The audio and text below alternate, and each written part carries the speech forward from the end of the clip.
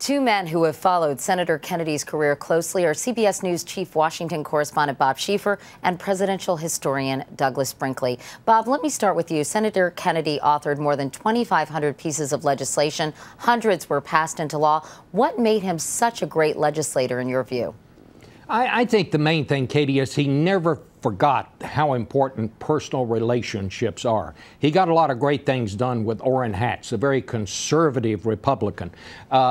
He would go to Hatch's office. A lot of Hatch's colleagues used to compliment him and praise him for the way he wrote gospel songs as his hobby and sang them. They'd praise him and encourage him. Kennedy would actually go to his office and listen to them for hours at a time. Hatch never forgot that. He also worked closely with Bob Dole, didn't he?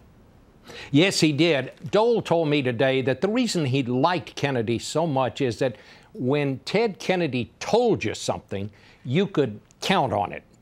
Bob Dole also told me this. He said Kennedy had the ability to go to the floor, make a very partisan speech, but come off the floor and convince you he really wasn't talking about you. He never let it get personal. Meanwhile, Doug, what made working with Ted Kennedy so appealing to so many of his colleagues? Well, Vice President Joe Biden touched on it today in a very tearful farewell to his friend.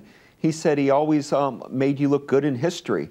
Republicans that didn't want to do a bill, people like Jesse Helms, for example, would cut a deal with Ted Kennedy because it was going to be historic legislation and you would make the history books. And he was smart enough to compromise a little bit. And Doug, while he may be best known for his commitment to working families, healthcare, education, while President Reagan was focused on Eastern Europe, he took on South Africa. What role did he play in ending apartheid?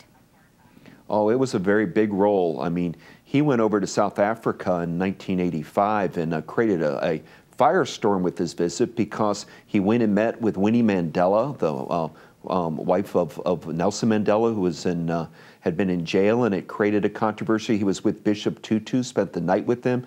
Reagan thought that they were moving too fast in South Africa. Ted Kennedy came back and said apartheid must end.